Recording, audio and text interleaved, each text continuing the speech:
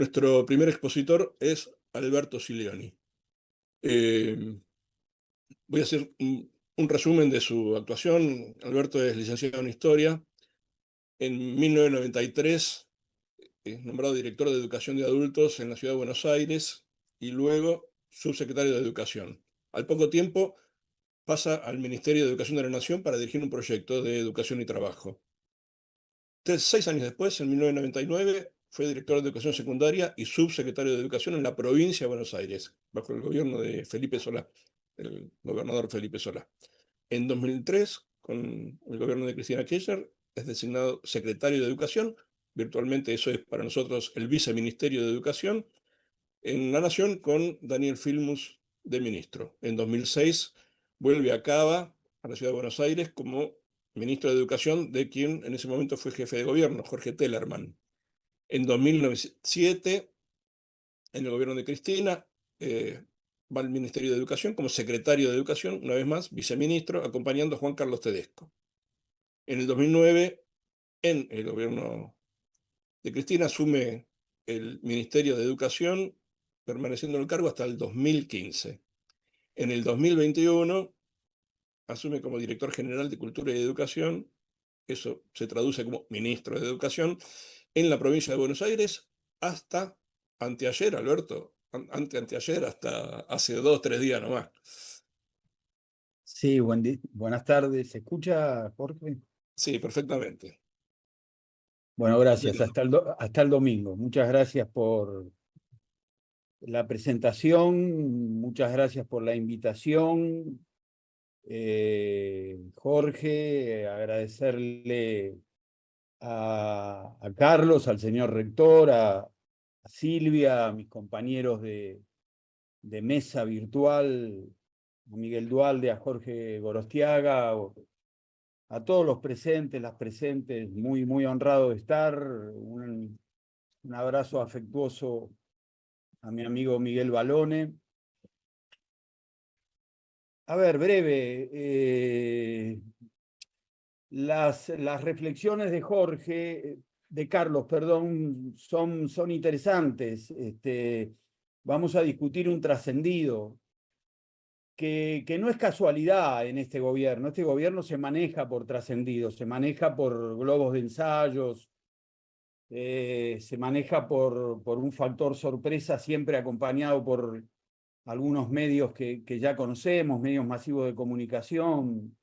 No está en la página de la Secretaría de Educación, algunos dicen que tiene la inspiración de Paolo Roca. No vale la pena discutir eso, me parece. Hay un ámbito para discutir estas cosas, por lo menos primeramente, que es el ámbito del Consejo Federal de Educación. Por allí no pasó porque es un ámbito flaco, un ámbito que está absolutamente deshilachado y por supuesto también hay una intencionalidad de romper estas cuestiones. Entonces, lo decía claramente Miguel Balone, ¿no? Hay un libro que ha sacado Nicolás Arata sobre la discusión sobre la ley 1420. Debe ser un libro de 600 páginas sobre los grandes legisladores que discutían aquella ley. La ley de educación nacional hoy vigente fue una ley muy, muy, muy discutida por la sociedad argentina. Y esto es algo que sale entre gallos y medias noches. Bueno, yo creo que vamos a coincidir mucho, entonces voy a algunos puntos, después los compañeros convergerán y mejorarán. Hay un propósito claro en este gobierno, no solo en este proyecto de ley, que tiene que ver con fragmentar para debilitar. Hay una intencionalidad de fragmentación de la unidad, no solo del campo popular, no quiero ser rimbombante para nada, ¿no? De los colectivos, fragmentar los colectivos, porque es más fácil después trabajar sobre una sociedad que está rota, ¿no? En ese caso, una de las fragmentaciones más claras y más dolorosas han roto lo que yo llamo la nación educativa. la nación educativa, que es un conjunto de voluntades expresada por las 24 provincias y el Estado Nacional, no existe más. No existe más. Eso es como un vidrio al que le pegaron un martillazo en el medio. Está todo roto eso. La verdad que no sabemos lo que hace la provincia de Jujuy ni la provincia de Tierra del Fuego. Esa tarea, que es una tarea central para construir la educación argentina, debe hacerla el Estado Nacional y no tiene interés en hacerlo. Digamos, está claramente trabajando para no hacer eso. Alguien puede decir, bueno, no hay escuelas que tengan gestión nacional. Es cierto, no hay escuelas que tengan gestión nacional, pero hay educación nacional. A menos que tengamos que discutir esto, Carlos lanzó algunas preguntas. Me parece que también ese es otro de los rumbos que tenemos que tomar, lanzar más preguntas que respuestas, a menos que no quisiéramos volver a un Estado nacional fuerte, que yo no, al llamarlo fuerte, no tengo nada de nostalgia, no pienso que haya que hacer lo que hicimos, pero sí creo en un Estado nacional fuerte como articulador, como un Estado que mire, es el único del Estado nacional que puede mirar el conjunto. Yo siempre cuento, nada, ni siquiera es una anécdota. Yo en el ministerio, en el Palacio Sarmiento, en mi oficina tenía el mapa de la República Argentina. Hasta hace 2 días que estaba en La Plata, yo tenía el mapa de la provincia de Buenos Aires, porque esa era mi área de competencia. ¿Cuál es el área de competencia de un ministro o un secretario de Educación de la Nación? La patria, toda. Y eso, bueno, no está, eso se rompió. Entonces ahí hay una primera cuestión. Con proyecto de ley o sin proyecto de ley, yo creo que para adelante lo que tenemos que discutir es cuánto Estado nacional queremos. Carlos lanzó una pregunta sobre el Estado.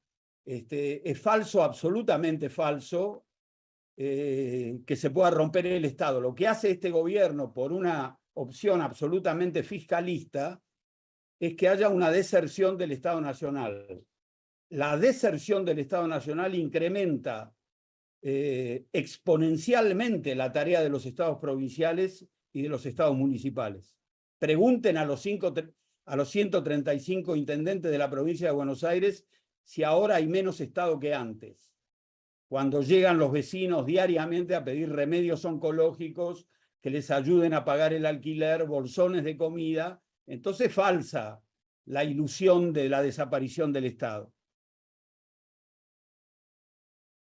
Esta ley es una ley contra el poder sindical, claramente, que lo dirá mejor que yo Miguel. Vuelve contra el servicio esencial, vuelve contra la unidad de los trabajadores, del mismo modo que te invitan a discutir los salarios por empresa, te quieren romper justamente una unidad clara que tiene que ver, a ver, no es que admiremos algunas cosas solo porque se vengan haciendo hace 100 y pico de años. Ese es un argumento absolutamente débil. Hacer las cosas solo porque se hacen es un argumento débil. Los que defendemos al Estado lo defendemos porque es el resguardo de los más sencillos, porque es el lugar en donde se pueden expresar algunas contradicciones, donde se pueden justamente poner en vigencia algunos derechos. Por otra parte, esta ley no habla de derechos y la ley vigente, la Ley de Educación Nacional, arranca diciendo que la educación es un derecho personal y social garantizado por el Estado. Esa responsabilidad que se autoadjudica el Estado para nosotros es muy importante, no porque porque el Estado Nacional haya hecho todo bien. Por supuesto, nosotros cuando nos fuimos en 2015 teníamos una gran cantidad de deudas. Y por supuesto la sociedad argentina advierte que el Estado no le dio todo lo que le tenía que dar. Pero quiero decirlo porque no hay, más allá del Estado, la posibilidad de administrar la justicia social, la igualdad. De paso digo, una ley que no habla de igualdad vuelve a la equidad de los 90, y es una ley que en tono a la época habla de libertad. Yo digo, cuando la extrema derecha habla de libertad, que tampoco es nuevo esto, por supuesto, nada de esto es nuevo, la discusión entre libertad e igualdad se sostiene en Occidente desde el siglo XVIII, así que esta es una viejísima discusión conceptual, pero cuando la extrema derecha habla de libertad, de lo que te está hablando es de abandono. Esto está clarísimo.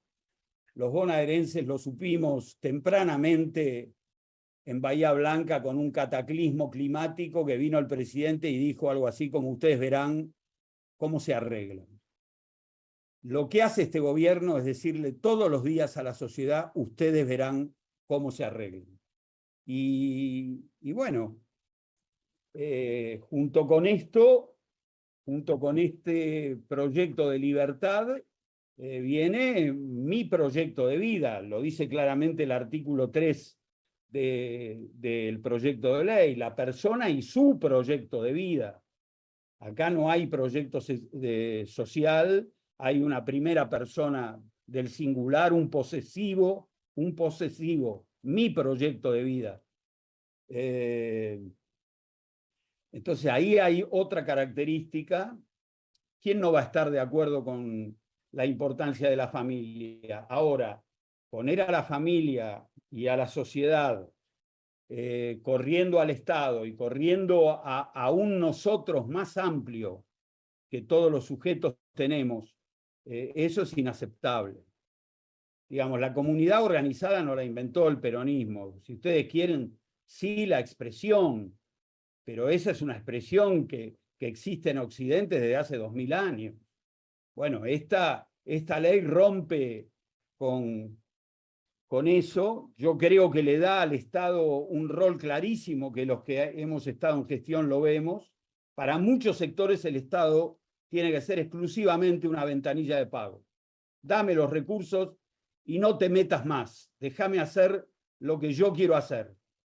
Digamos, al Estado lo necesito para que me financie, pero lo quiero bien lejos para que piense una educación común. Y eso, bueno, no se acepta. No se acepta que un consejo de padres pueda elegir a un docente y remover a un director. El monstruo que podemos crear atrás de esto es inaceptable, porque ya sabemos cómo funcionan las pequeñas comunidades. No hay una representatividad masiva de los padres. Ocurrirá que algunos terminen manejando cada institución, las instituciones más poderosas serán mucho más poderosas y las débiles serán patéticamente débiles, sin un equilibrio del Estado que está atrás, aún con este Estado que puedo reconocer que todavía tiene muchas deudas con la sociedad. Llevado al plano, tengo unos minutos más, ¿no? Llevado al plano Sí, claro. escolar, allí se asienta la mayor fragmentación, calendarios que pueden ser decididos, un cuarto de currículum, 25% que puede ser decidido, cada institución dicta reglamentos, los concursos por escuela, la libertad de contenidos, que yo no creo sinceramente que a la Iglesia le caiga muy bien este proyecto, o a buena parte de ella. La enseñanza religiosa optativa es pre-1420 o es 1420.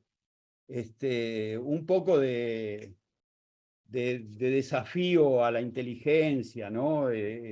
Han corrido 150 años de aquello y hemos trabajado. Ni siquiera este gobierno representa a cabalidad a aquellos viejos conservadores de fines del siglo XIX. Por supuesto, Roca nos enoja con la autodenominada campaña al desierto, pero Roca es la ley 1420, Roca es la ley 2393 de registro civil, Roca es el Estado. Esta gente ni siquiera le llega a la suela de los zapatos a aquellos conservadores. Algunas cosas más. Por supuesto, vuelve porque le debe, perdón la expresión, garpar con su electorado, vuelve con el tema adoctrinamiento, que es un tema absolutamente vacío, porque no existe el adoctrinamiento en democracia. Yo, que soy probablemente el más viejo de esta reunión, he visto el adoctrinamiento en la dictadura. El adoctrinamiento tiene que ser masivo, tiene que tener sanciones, tiene que ser integral. Eso que llaman adoctrinamiento es algún docente desbocado, algún docente desenfocado. Ni siquiera el presidente Macri, cuando en Rosario alguna vez les hizo gritar a los chicos de cuarto grado, sí se puede, eso es una torpeza, eso no es adoctrinamiento, no hay adoctrinamiento, pero les sirve para poner en alerta a la sociedad, para poner a los padres organizados en pie de guerra, para generar 0,800 buchones que, una vez puestos en vigencia, los tienen que desmontar una semana después, porque no llama a nadie.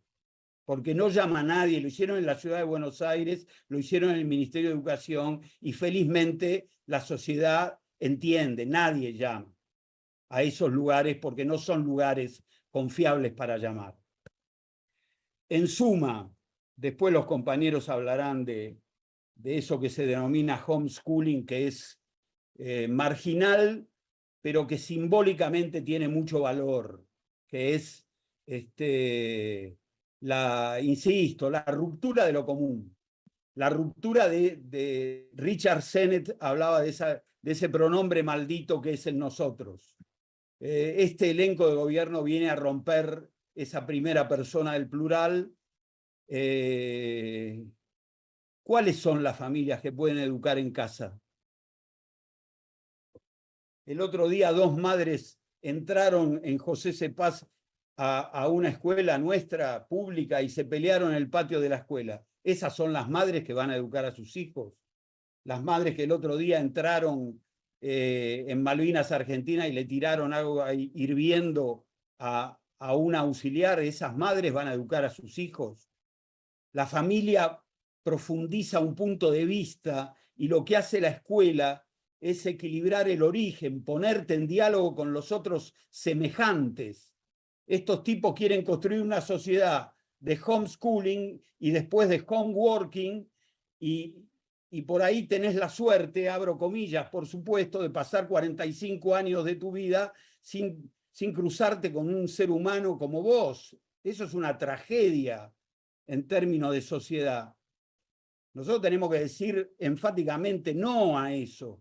No es una sociedad vivible, es una distopía. Entonces rompe con eso, y yo me acuerdo de aquello que pedía Thatcher alguna vez, y ya entre año y año deben ser 50 años, ¿no? Cambiar el alma de la sociedad. Yo creo que acá hay un intento. Este proyecto es verosímil. No sé si después se va a sostener, pero es absolutamente verosímil con este gobierno. Pega con los muebles de este gobierno. No es algo que sea una anomalía. Seguramente lo alentarán o lo romperán, no importa, pero tranquilamente puede ser un gobierno, un proyecto de autoría. Es el capítulo educativo de un proyecto refundador de sociedad. Reivindican la dictadura, han roto el pacto democrático después del atentado con Cristina, han roto el pacto de nunca más. Se acaba de ir Baños, subsecretario de Derechos Humanos, que hace una semana cuestionó y minimizó la magnitud de la represión. Esa es la Argentina que tenemos. La Argentina hace una semana en la ONU votó en contra de la resolución que condena la tortura en todo momento y lugar. Tenemos el dudoso honor de haber votado, de haber sido parte integrante de 3 estados que votaron, que imaginarán que los otros dos son Estados Unidos e Israel. Termino con una debilidad nuestra y me hago cargo de que no conozco a los 300 que nos están escuchando, pero quiero suponer que podemos ubicarnos en un nosotros que estamos en desacuerdo con este modelo de país. Me parece que podría tomarme la atribución de pensarlo así. En ese marco digo, tenemos una debilidad. Tenemos una debilidad porque hace 2 años discutimos defensivamente y nos llevan como niñitos a la escuela a discutir la ley de bases, el presupuesto, la eliminación del fondo de la escuela técnica. Digo, nos toca esto y está bien que lo hagamos. Ahora, en algún momento que no puede ser dentro de 10 años, tiene que ser razonablemente cercano, tenemos que empezar a ver cuál es el futuro educativo que queremos construir. En el futuro educativo al cual nos invita la derecha, yo no estoy, y yo supongo que buena parte de ustedes tampoco. Entonces, ¿cuál es la propuesta del campo? Permítanme otra enormidad del campo nacional y popular. ¿Cuál es la propuesta educativa para el primer tercio del siglo XXI? Bueno, eso lo tenemos que discutir, tenemos que hacer cosas. ¿Qué respuestas nos faltan dar a la sociedad para que haya habido la posibilidad de que esto hoy sea un proyecto de gobierno, ¿no? Cuando digo esto, digo un presidente que fue 26 veces al exterior y no visitó nunca una escuela pública. Eso es nuevo en la Argentina. Eso no se vio nunca en la Argentina. Entonces, ¿volver para qué? ¿Con qué financiamiento? ¿Con qué relación con las provincias? Creo que lo que fue. Alguno dice que el dentífrico no lo volvés a poner en el tubo. Eso está claro. El pasado no se repone. Y entonces hay que volver para una sociedad distinta, con otras ideas. No digo cambiar todo, pero no siempre los no te llevan a un sí. El sí hay que construirlo, los no los tenemos bastante claros, pero hay que construir el sí posible para lo que viene. Hasta ahí, gracias. Gracias, Alberto. Siempre es una ventana a la claridad escucharte.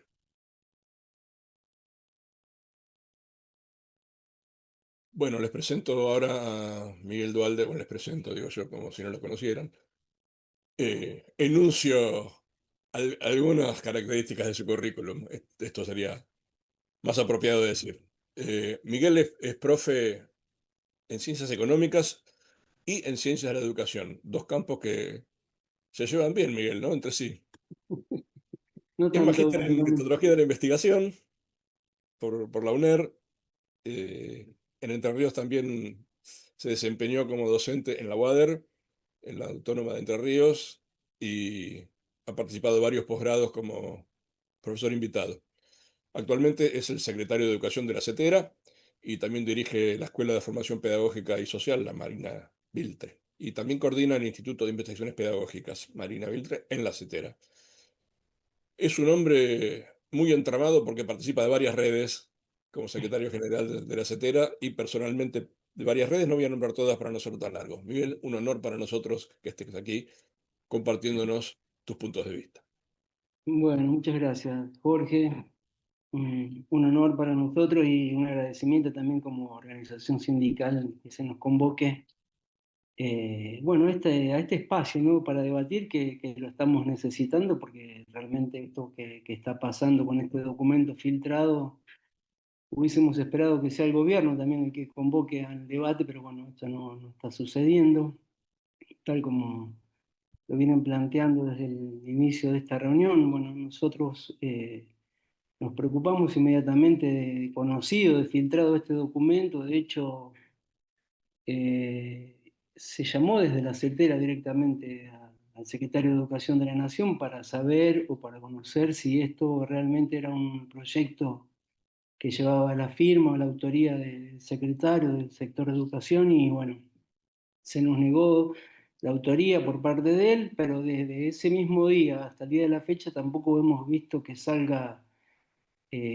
por los medios, por lo menos, así como salió este documento, que salga a correrse, a desmarcarse, porque bueno, no niega la autoría, pero tampoco se desdice del contenido de este documento. Así que bueno, nosotros, dadas estas circunstancias, empezamos a movilizarnos. De hecho, bueno, quiero agradecer también acá en este espacio hay muchos compañeros y compañeras. Esta mañana mismo tuvimos una reunión de discusión con todos los secretarios y secretarias de educación de los distintos sindicatos que forman parte de la CETERA en todo el país.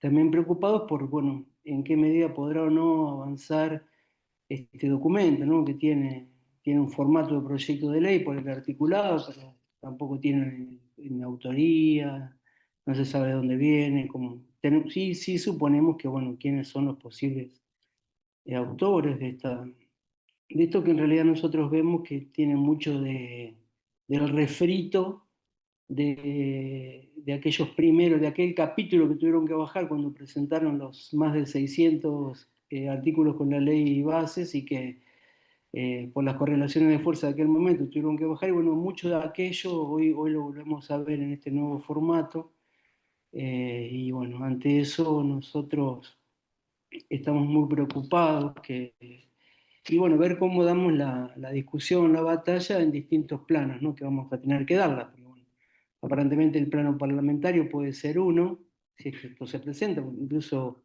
bueno, Carlos está en conocimiento, en la misma vicepresidenta de la Comisión de Educación de Diputados, Blanca Osuna, le mandó una carta directamente al secretario de Educación preguntando cuál es el carácter de este documento que circulaba, porque en la Cámara de Diputados no había sido ingresado como proyecto para ser tratado. Así que bueno, pero sabemos que está escrito, o sea, esto está escrito, esto más temprano o más tarde, estos tipos van a arremeter, nosotros los cuestionamos porque tiene una forma ya antidemocrática de plantear esta reforma educativa, y que sea, y esta forma tiene que ver con el fondo, ¿no? Es un gobierno antidemocrático, es un gobierno antidemocrático, su forma de manejar la organización del Estado es totalmente antidemocrática, están siendo cercenados todos los espacios de participación que tenemos nosotros como organización sindical.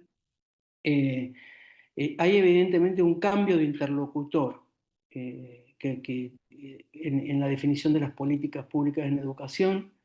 Sí, los interlocutores que veníamos siendo durante gobiernos nacionales y populares, con matices, con diferencias, con discusiones, acá con Alberto sí hemos discutido, hemos tenido, pero no hemos dejado de tener jamás reuniones, encuentros, jornadas, instancias institucionales democráticas de participación. Eh, pero acá el interlocutor cambió, no somos más los sindicatos, los movimientos sociales sindicales, las universidades públicas. Acá el nuevo interlocutor son las grandes corporaciones, las fundaciones, las ONG que están definiendo esta política educativa. Y lo que a nosotros más nos preocupa de este documento, que también tendremos que discutirlo, ¿no? Parlamentariamente, porque lo que ellos plantean es directamente en la derogación de la ley 26.206. Ellos hablan de derogarla. Derogar una ley que para nosotros ha sido el resultado de un proceso histórico totalmente democrático en el cual hemos podido discutir, debatir. Nosotros como organización sindical empezamos ya por la Carpa Blanca discutiendo la posibilidad de tener una ley de financiamiento educativo en contra de la Ley Federal de Educación. De ahí, de la Carpa Blanca, empezamos a realizar congresos pedagógicos en los cuales pusimos, recuerdo nuestras publicaciones, la escuela en asamblea, discutíamos en la escuela una nueva ley de educación.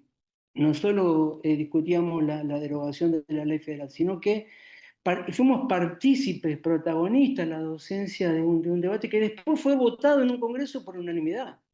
Una ley que hoy quieren derogar, que no se sabe de qué subsuelo viene, quieren derogar esa ley que tiene la aprobación de los distintos bloques, los distintos sectores políticos en aquel proceso democrático que en 2006 se concreta con la ley, pero que previamente había tenido otra importancia en una discusión democrática que fue la ley 26.075 de financiamiento. Hago un paréntesis acá, nos llama la atención, hoy repasando, discutiendo con los compañeros, de todo lo que derogan, ni nombran en este borrador a la ley de financiamiento. No la nombran. Hay toda una definición de correr el financiamiento del Estado Nacional, como decía Alberto, para financiar a la demanda, a través de los vouchers, la familia. Ahora, no sabemos cuál es la estrategia para que mencionan derogación de la 26.206, modificación de una cantidad de articulados de la 26.058, de la ley de, incluso se meten a derogar o a modificar artículos de la ley de educación superior. Bueno, incluso hasta en el Código Civil, plantean modificar el Código Civil y Comercial en lo que es la responsabilidad civil. Bueno, nos llama la atención, queremos ver por dónde viene el vizcachazo en no nombrar o no derogar esta ley de financiamiento educativo, veamos cómo se da la discusión. Ahora, acá se nos abre un panorama, si ellos ¿cómo va a ser la discusión? ¿Cuál va a ser el papel que van a jugar los partidos políticos que habían votado esta ley de educación nacional que hoy tenemos vigente para que de la noche a la mañana digan que la queremos derogar y cambiar por esta otra nueva ley libertaria? ¿O será una estrategia que, como vienen haciendo con muchos de sus planteos, que van por todo y después a lo mejor dicen, bueno, está bien, no derogamos, pero modificamos, pero van a querer modificar algunos artículos sustanciales? Entonces hay que ver cómo va a ser ese debate. Ahora, lo que nosotros vemos es que están funcionando en tándem, así como nosotros, y lo digo así, como nosotros, pudimos avanzar porque a principios de los 2000, a partir del gobierno de Néstor, pudimos avanzar con un conjunto de leyes en tándem, porque esto de la ley nacional va en tándem con todas las 26.000 que eran necesarias también para garantizar un sistema educativo inclusivo, una idea de educación como derecho. Las 26.000 son las que a estos tipos les molesta, pero, pero ellos también vienen con otro tándem, que este documento filtrado va en tándem con los otros proyectos de los cuales también estamos conociendo ideas generales o borradores, que es el proyecto de reforma laboral, reforma previsional, la reforma penal, la reforma tributaria. Esto va en tándem, este proyecto que se filtra, porque también va en tándem con el presupuesto para el 2026, que queda un presupuesto que quieren aprobar, en donde también creo que con esto quieren hacer ley el ajuste que ya está definido en el presupuesto 2026. Todo este tándem que ellos plantean, bueno, es lo que nosotros necesitamos resistir, y no lo vamos a poder resistir solos el sector de educación, necesitamos la articulación de la resistencia con todos los sectores que están siendo afectados también con esto.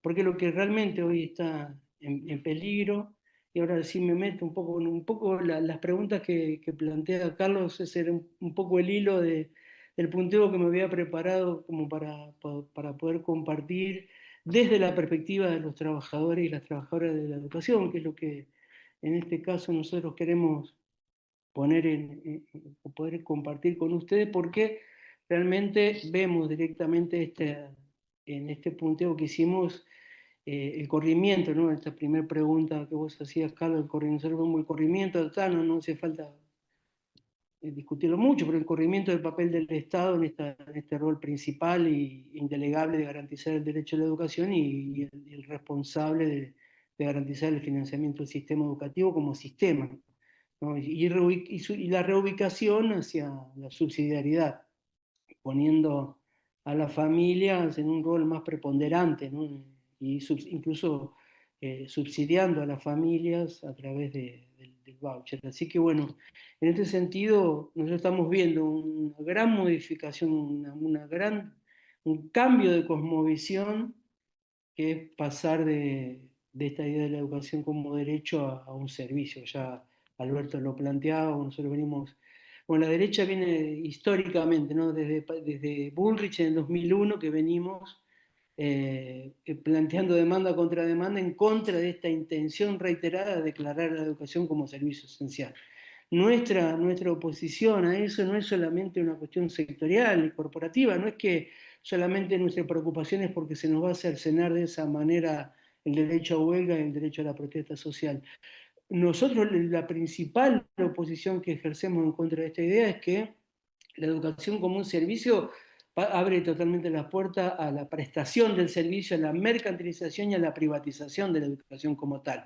Desaparece la idea de derecho y la idea del Estado obligado a garantizar ese derecho. Esa es nuestra principal batalla y por eso nosotros nos oponemos reiteradamente, ¿no? Porque también se intentó durante el macrismo, de distintas maneras, esta declaración de servicio con esta utilización, ¿no? Del lenguaje que estamos viendo en la derecha, en este intento de ganar la batalla en el sentido común, porque bueno, hablan de esencial. Entonces, ¿cómo no va a ser esencial, ¿no? Un padre, una madre, una familia escuchando que la educación es esencial, cosa con la cual estamos todos de acuerdo? El problema no es que sea esencial o no esencial, el problema es que sea un servicio o un derecho. Porque incluso si fuese tan esencial para este gobierno, bueno, no llevaría adelante este plan de ajuste brutal que está llevando en todo el sistema educativo, ¿no? De la educación básica, universitaria. Entonces, bueno, este debate que a nosotros nos preocupa porque también tenemos que darlo en sentido común, en la opinión pública, eh, en el vínculo que nosotros construimos cotidianamente desde nuestro trabajo con las familias, con las comunidades, ¿no? Porque se mete muy fácilmente este discurso de hablar de que la educación es esencial, bueno, escondiendo bajo esos términos el verdadero sentido y fin que persigue este sector, este poder hegemónico, que es ni más ni menos poder mercantilizar el sistema educativo y fragmentarlo, estallarlo en 24 como mínimo, 24 sistemas educativos diferentes coexistiendo en una misma nación. Así que en este sentido, nosotros vemos ya en el punteo mismo, vemos cómo directamente también se ataca las condiciones de trabajo docente, vemos también que se rompe con esta idea de derogar la ley, bueno, se rompe también muchas de nuestras conquistas que hemos tenido como sector, como trabajadores y trabajadoras de la educación, que tienen que ver con lo que de hecho se está dando, que es, no se nos está convocando a ninguna paritaria nacional para poder discutir. Esta idea de romper con el sentido nacional que planteaba Alberto, bueno, nosotros lo vivimos a través de el ninguneo y casi la desaparición de lo que es la instancia nacional de la paritaria nacional docente. Nosotros también decimos lo mismo, no es que existen escuelas nacionales o trabajo o sueldo nacional, lo que existe para nosotros es la posibilidad de discutir un sistema nacional, que incluso también ellos salen a decir el gobierno nacional no paga sueldo. Bueno, sí, lo dejó de pagar este gobierno, porque el gobierno nacional también paga, que es lo que dejó de pagar a partir de diciembre del 2023, que es el Fondo Nacional de Incentivo Docente, un fondo que significa entre un 15 y un 20% del salario de los compañeros y las compañeras, dependiendo de la provincia de la que estemos hablando. O sea, ese corrimiento del Estado Nacional también tiene que ver ahí con esa decisión que tomó este gobierno, bueno, porque la idea fundamental es justamente la desaparición de la instancia nacional como tal. Así que hay un punto que a nosotros nos preocupa también básicamente en este proyecto que, hoy lo mencioné al pasar, que también nos retrotrae a los 90, que es, ellos plantean modificar el Código Civil en lo que hace a la responsabilidad civil. Ellos plantean que, o vuelven a decir que es responsabilidad de los establecimientos educativos, el titular del establecimiento educativo, ya sea de gestión estatal o privada, responde por el daño causado o sufrido por los alumnos menores. Vuelve a ser responsable el personal docente. Y entonces se meten también, ahí tenemos que ver, ¿no?, legalmente cómo es, porque la modificación del Código Civil, cómo se puede plantear desde este proyecto de ley. Así que también nos preocupa lo que acá se nombró en cuanto a lo que es la introducción también de la enseñanza religiosa confesional, este principio de laicidad que aparece otra vez cuestionado, y realmente nosotros estamos muy preocupados porque vemos que así como vemos que es un gobierno negacionista de de la política de memoria, verdad y justicia negacionista, de los 30.000 también están siendo negacionistas con las 26.000. Nosotros lo que exigimos es que se cumpla la ley vigente. Si hay algo que tiene que hacer el gobierno es cumplir la ley. No están cumpliendo ni la ley nacional ni la ley de financiamiento. Bueno, compañeros de la universidad, no se los voy a decir a ustedes, pero bueno, lo que hay que hacer es exigir el cumplimiento de las leyes. Esto evidentemente para nosotros es un ataque de este sector de la derecha, o de extrema derecha, como lo vayamos a caracterizar, porque bueno, pretenden imponer justamente una idea de educación, pero si lo miramos desde los modos de dominación, desde los modos de opresión, bueno, lo intentan hacer desde el modo de opresión del modelo productivista que intentan imponer hacia la escuela, entender a la escuela desde la perspectiva productivista. Por eso nos quieren medir con evaluaciones, quieren poner evaluaciones censales al finalizar los distintos niveles, como si no hubiese habido evaluación procesual o evaluación de las trayectorias educativas a lo largo de todos los distintos niveles del sistema educativo, y pretenden poner una evaluación final para medir cuantitativamente resultados. Incluso también evaluarnos a los docentes. ¿Sí? Nosotros ahí rápidamente se sale a decir, bueno, los docentes no quieren ser evaluados, pero la verdad que nosotros tenemos un título, tenemos una carrera, una trayectoria, una experiencia de trabajo. Nosotros no necesitamos ser evaluados para refrendar año a año nuestro título, nuestra condición para trabajar. No son todas las profesiones evaluadas, no son evaluados los médicos, los abogados, los ingenieros anualmente, y tampoco son evaluados para después ligar la evaluación al salario, que es lo otro que quieren hacer depender de lo que sacamos en una evaluación o de la cantidad de cursos que hacemos para ligarlo a nuestra condición salarial. Ese modelo productivista de la maximización de ganancias, con lo cual ellos leen toda la realidad, esta financiarización de la vida que plantea este gobierno es lo que pretenden imponer, impulsar en nuestros sistemas educativos. Pero también el ataque, y permítame esta última reflexión, venimos discutiendo mucho con los compañeros y las compañeras, es también desde un modo de dominación patriarcal, ¿no? Este gobierno es un gobierno que se caracteriza por atacar los feminismos. Y nosotros ustedes vieron que hay todo este debate que niega el gobierno de que la mujer como tal tiene un salario inferior al varón. Bueno, esto en nuestra profesión no se da. Nosotros en la docencia, varones y mujeres, cobramos de la misma manera, la misma cantidad. Ahora, lo que pasa es que lo que está denigrado, la desigualdad la estamos sufriendo nosotros como profesión, porque la docencia es mujer. Por eso la docencia tiene salarios inferiores al resto de las profesiones de los trabajos. La educación es mujer, la escuela es mujer. Entonces ahí está la desigualdad, no está la desigualdad entre varones y mujeres que trabajamos en educación. El ataque, la violencia machista es en lo económico también por parte de este gobierno, una violencia a esta profesión, a este trabajo docente que es mayoritariamente femenino. Entonces, este ataque también se da ahí.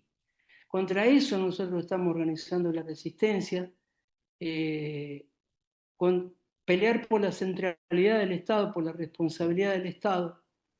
Ellos están planteando esta idea de la libertad, que sos libre para hacerlo como puedas, elegir la escuela que puedas.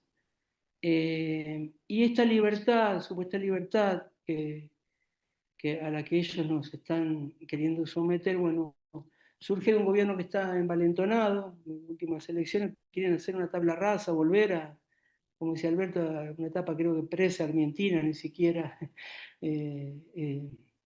nos retrotrae a esa etapa. Y lo que nosotros queremos en realidad que lo que se cumpla es la ley.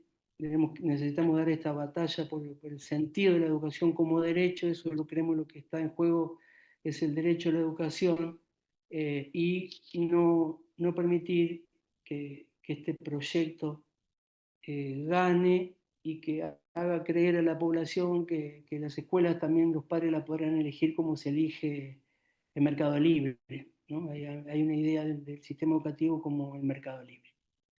Y contra eso es lo que nosotros proponemos, sostener la batalla y articular con todos los sectores del campo nacional y popular. Bueno, muchas gracias y quedo abierto al debate que se genere. Gracias, Miguel. Muchas gracias. Bueno, vamos a cerrar el panel con Jorge Gorostiaga.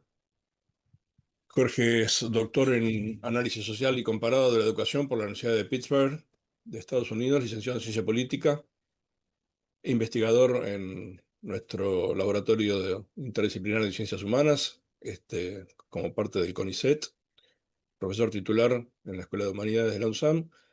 Coordina también nuestro doctorado tripartito en educación, tripartito porque lo dictamos conjuntamente con la UNTREF y la UNLA. Dirige la Red Latinoamericana de Estudios Epistemológicos en Política Educativa, investiga temas de política educativa, esa es su temática, y educación comparada, con foco en reformas educativas en Argentina y en países de América Latina. Tiene varias publicaciones, 7 libros propios, numerosos artículos. Es quien consideramos dentro de la Escuela de Humanidades uno de los referentes en temas de política educativa con otros colegas y compañeros y compañeras que abonan a esa disciplina. Jorge, gracias. Te doy la palabra. Muchas gracias, Jorge. Muchas gracias por la invitación, por considerarme como referente y como darme la posibilidad de participar en este panel. Agradezco a las autoridades de la Escuela de Humanidades y al rector también, Carlos Greco, quería haberme tenido como decana de la escuela, por la organización, también a Miguel Balone, desde el lado de nuestro sindicato docente. Bueno, agradecido también por las intervenciones de Alberto Sileoni y de Miguel Dualde. Bueno, veo muchas caras de colegas de la escuela, de la universidad, de otras universidades, de estudiantes, así que bueno, es un placer poder participar en este debate. Mi argumentación sobre este proyecto que circuló gira en torno a dos ejes. Uno tiene que ver con qué es lo que implica plantear una propuesta de ley de educación con esta orientación, con la orientación general que tiene este proyecto en el contexto argentino. Y el otro es sobre algunos de los contenidos que presentan los artículos de este proyecto. Es realmente es un proyecto que da mucha tela para cortar en materia de las modificaciones que propone. Me voy a centrar, si tengo tiempo, me gustaría centrarme en algunos aspectos del gobierno, del sistema y de las escuelas. En relación a lo primero, me parece interesante volver un poco sobre la experiencia histórica de nuestro país y enmarcar este proyecto de ley en esa experiencia que es relativamente reciente, porque nuestra primera ley general de educación fue bastante tardía, ¿no? Recién apareció en la década de 1990.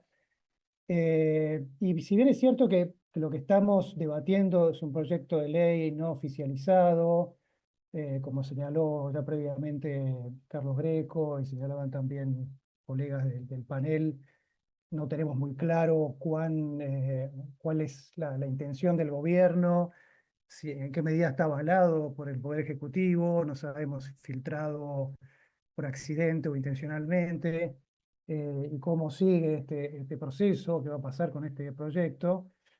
Sin embargo, no es un proyecto improvisado ni una mera declaración de principios, sino que denota un trabajo muy puntilloso y estudiado, un proyecto verosímil, como decía Alberto Sileoni, en términos de la orientación del gobierno. Yo diría también un proyecto que creo que es poco viable de instrumentar, pero bueno, de todas maneras creo que es importante que nos reunamos y que discutamos a partir de esta propuesta. Sintéticamente podríamos decir que es un proyecto en el que confluye un ideario libertario junto con el principio de subsidiariedad que ha sido defendido tradicionalmente por la Iglesia Católica y otros sectores, y que significaría una reforma muy profunda de la forma en que se organiza el sistema educativo. Yo en realidad lo que quiero resaltar en este primer argumento es que se trata de una propuesta que respondiendo a las visiones e intereses, podríamos decir en general, de la educación privada y confesional en nuestro país, que son claramente sectores con una importante presencia, tradición en nuestro sistema educativo y que hacen un aporte al funcionamiento del sistema educativo. El proyecto lo hace avanzando de una manera que parece buscar avasallar otras visiones, especialmente aquellas que proponen un rol principal para el Estado en la provisión y el control de la educación, y a la vez una propuesta que tiene un foco muy claro, muy explícito en el valor de la libertad y de la liberalización de regulaciones, dejando al mismo tiempo en gran medida de lado la pregunta de cómo se construye una educación que integre, una educación que brinde cierta cohesión social y que genere ciertos niveles de igualdad, aunque sean mínimos. En este sentido, me parece que hay un contraste muy fuerte con las leyes, con nuestras leyes de educación previas, como la de 1993 y 2006, las que contenían, ciertamente de manera diferente, estas diversas visiones en una suerte de compromiso, podríamos decir que podíamos ver más inclinado hacia un lado o hacia el otro, pero con cierto balance. Acá estamos en presencia de una visión que yo creo que es mucho más rupturista. No hay, digamos, acompañando este proyecto, no hay explícito un diagnóstico sobre el sistema educativo, aunque está claro que hay obviamente una problematización y una identificación de problemas. Digo, bueno, importante sería tener también, contar con esa explicitación de un diagnóstico para el debate público, pero más allá de esto, yo creo que surge, en términos de la orientación general y de este carácter tan rupturista que tiene el proyecto, surge la pregunta de cuán legítimo es buscar una visión parcial que se aleja sobre todo de acuerdos históricos y balances históricos que ha tenido el sistema educativo. Siempre una ley expresa una visión parcial y privilegia determinados valores a expensas de otros. Aquí, aunque sea amparada en una mayoría electoral, que sabemos que siempre es circunstancial, hay una pregunta, me parece, que es respecto a la legitimidad de avanzar con un proyecto tan rupturista y tan poco abierto a posibles negociaciones de su contenido, tal como está planteado. Por otro lado, también surge la pregunta de cuán disruptivo puede ser esto para el sistema educativo, embarcarse en una reforma que implicaría la sanción de esta ley. Abstrayéndonos de su orientación particular, ¿no? De que compartamos o no la orientación ideológica en términos de los costos que implica buscar, digamos, poner a un sistema educativo en un proceso de reforma como el que plantea esta ley. En ese sentido, también me parece preocupante que el proyecto pareciera expresar una lucha ideológica en la que la educación es una trinchera más, ¿no? Sin considerar todos estos costos que implica y excluyendo a priori la posibilidad de construcción de consensos o de construcción de diálogos respecto a, bueno, qué diagnóstico generamos de nuestro sistema educativo, en el que seguramente o claramente tenemos limitaciones y problemas, y qué políticas o qué principios ponemos en juego para avanzar hacia, si es necesario hacerlo, si fuera necesario, a partir de esos debates y discusiones, generar otra ley o generar algunas otras normativas o políticas que complementen la ley vigente.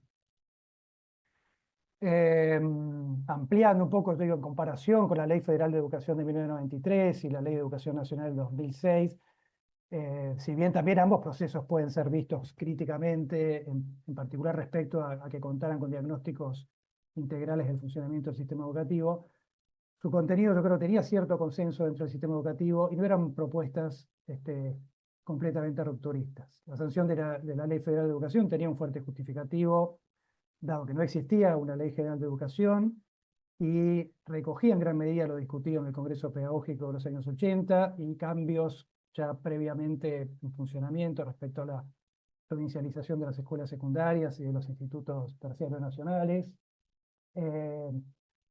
Pero podemos decir que, digamos, en general tenían un nivel de compromiso entre intereses y visiones de diferentes sectores, y esta ley también lo tenía, aunque sabemos que fue perdiendo legitimidad y suscitando la oposición de distintos sectores en la medida en que ese programa reformista encarnó el gobierno de Menem, avanzó en la implementación de algunos aspectos de esta ley. La Ley de Educación Nacional, por su parte, respondía a un ajuste también en el funcionamiento del sistema educativo que buscaba superar el fracaso de ese programa reformista de los 90, en particular lo referido al cambio de estructura, y a recuperar un rol más central o principal para el Estado, aunque, vale mencionarlo, sin dar marcha atrás en la gobernanza descentralizada que había planteado la ley de 1993.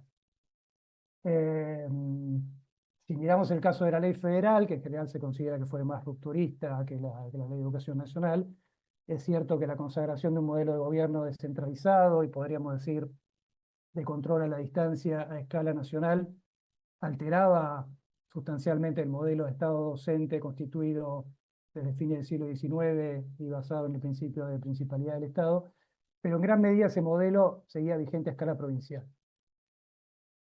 Pero por otro lado, el ejemplo de la ley federal también nos sirve respecto a los problemas que pueden traer el planteo de cambios abruptos y con insuficiente planificación en un sistema tan complejo como el de un país con 24 jurisdicciones que administran sus propios sistemas educativos y que presentan una fuerte heterogeneidad en muchas dimensiones. En ese sentido, sin duda, el cambio de estructura que reemplazaba la organización en primaria y secundaria por la educación general básica y el polimodal, perdón, fue un elemento desestabilizador y desorganizador del sistema que podía justificarse en base a argumentos técnicos y políticos, pero que sabemos, un poco con el diario del lunes, ¿no?, que resultó muy inconveniente y respecto al cual la Ley de Educación Nacional dio marcha atrás. Yendo a los contenidos del proyecto, me parece que bueno, es muy claro el sesgo que tiene el proyecto hacia la libertad o hacia proponer un valor de libertad que desplaza o relega a un segundo lugar otros principios o valores como el de la igualdad, y también un sesgo, podríamos decir, antiburocrático con protagonismo de directivos, de escuelas y familias, y que implica una profunda reforma de la organización del sistema educativo, como ya mencioné. Por supuesto que uno podría decir que este esfuerzo reformista estaría justificado si su resultado fuera mejorar los aprendizajes, o mejorar o lograr una distribución más homogénea o igualitaria de los aprendizajes. En este sentido, yo lo que uno puede evaluar es que el tipo de medidas que se proponen, al menos es dudoso que sean cambios que lleven a mejorar los aprendizajes. Digo esto en términos de lo que la investigación nos muestra respecto a reformas similares implementadas en otros lugares o en distintos lugares del mundo. Digo, es dudoso que medidas de este tipo lleven a mejorar los aprendizajes, mientras que es bastante seguro que tiendan a aumentar la desigualdad y la fragmentación del sistema educativo. Por otra parte, desde un enfoque de educación como bien social, también podríamos decir que resulta alarmante la apertura a la comercialización educativa que implica este proyecto de ley. Lo que se presenta como una ampliación de derechos para las familias parece conducir también inevitablemente a una primacía de regulaciones de mercado. Un ejemplo claro es el de la educación en el hogar o el homeschooling, que junto con la educación híbrida y a distancia que está planteada en el proyecto, son modalidades que se prestan fácilmente a la intervención de grandes corporaciones tecnológicas guiadas por fines de lucro. Si bien el proyecto habla de garantizar una educación de calidad equivalente para todos los alumnos, las medidas propuestas rompen la garantía de una oferta educativa de igual calidad o de un mínimo de calidad para el conjunto de la población, al delegar en las jurisdicciones y sobre todo en las propias escuelas decisiones que dependen de la disponibilidad de recursos que muchas escuelas no tienen o que se distribuyen muy desigualmente entre ellas. No podemos negar que actualmente esa garantía de una educación equivalente para todos los alumnos no se cumple. No tenemos un sistema altamente segmentado por nivel socioeducativo. Pero el remedio que nos propone este proyecto de ley parece ser peor que la enfermedad o que los problemas que estamos enfrentando.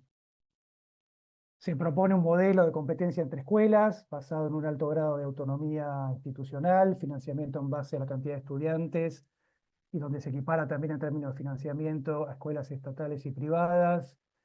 Se propone libertad para contratar y despedir docentes desde las escuelas, para decidir qué estudiantes se admiten, junto con evaluaciones que informen sobre los aprendizajes, sobre los rendimientos de cada escuela.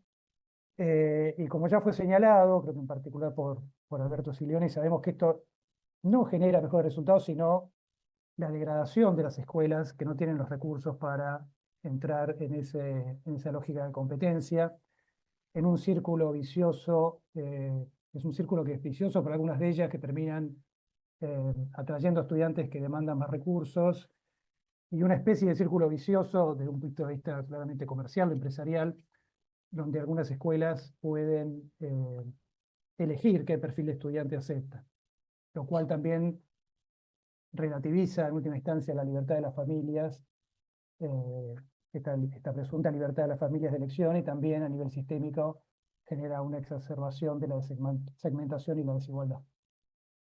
Tenemos a mano el caso de Chile, uno de los pocos ejemplos de implementación de un modelo de libre elección de escuela a nivel mundial similar al que se propone en el proyecto, y donde lo que vemos es que en los últimos 20 años se ha marchado en la dirección contraria para buscar revertir algunos de estos efectos desigualadores de estas políticas. También contamos con estudios sobre las experiencias de gobierno de las escuelas por parte de Consejo de Padres, ¿no? Que es una de las medidas que se propone, que cada escuela cuente con un Consejo de Padres que tengan una alta incidencia en decisiones administrativas y pedagógicas. También tenemos estudios sobre experiencias en las que se llevó adelante ese tipo de políticas, algunas en países centroamericanos, que han ido en el mismo sentido de precarización de las condiciones de escolarización, en particular para aquellas escuelas que atienden a los sectores de menores recursos. Hay una paradoja interesante en esta regulación sobre el funcionamiento de las escuelas, en el sentido de que es una autonomía, o sería una autonomía y un autogobierno impuesto en el nombre de una ideología libertaria. Quiero decir que es poco cuestionable en qué medida esta autonomía o este tipo de autonomía es una demanda de las propias escuelas, ¿no? La autonomía por decreto o por ley es problemática. Recordemos cómo muchas escuelas también en nuestro país resolvieron en su momento la obligación de diseñar proyectos institucionales. Y también podríamos plantear una pregunta: ¿en qué medida las familias demandan o están dispuestas a dedicar tiempo a llevar adelante esas tareas de gobierno de una escuela, o a tomar decisiones que pueden ser muy conflictivas? Yo personalmente creo que la discusión de los niveles de autonomía pedagógica y administrativo de las escuelas es un debate que vale la pena dar, así también como lo referido a la participación de las familias y también de los docentes, ¿no? Que acá son convidados de piedra en ese sentido, en la discusión de las políticas y de la gestión escolar, pero no parece ser este camino que propone este proyecto el más adecuado. Autonomía sin recursos, sin construcción de capacidades, conduce casi inevitablemente a malos resultados y a la agudización de las desigualdades entre escuelas, y propuestas como la consejos de padres, tal como está planteada, creo que conduce a aumentar los conflictos dentro de las escuelas, o alternativamente a esquemas o situaciones de pseudo participación. Tampoco creo que las provincias estén demandando este tipo de medidas, que seguramente serían muy conflictivas para llevar adelante los efectos que se generarían. Y en ese sentido creo que el proyecto a priori me parece que tiene poca viabilidad.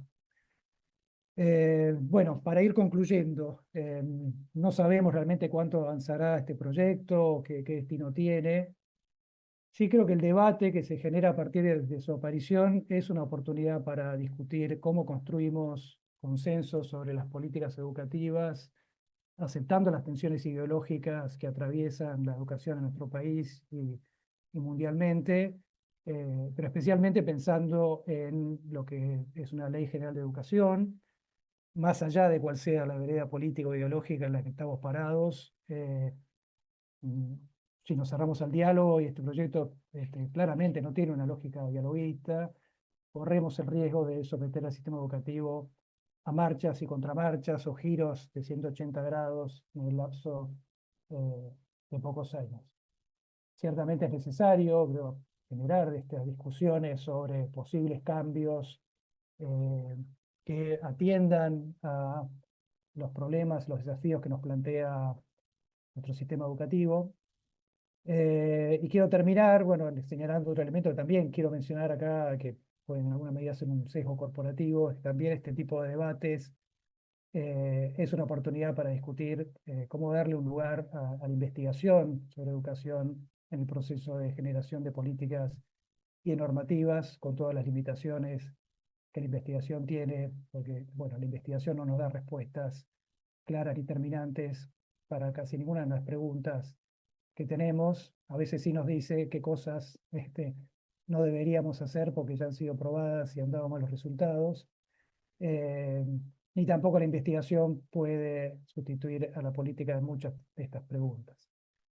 Bueno, muchísimas gracias por la invitación y por darme la oportunidad de brindar mi punto de vista.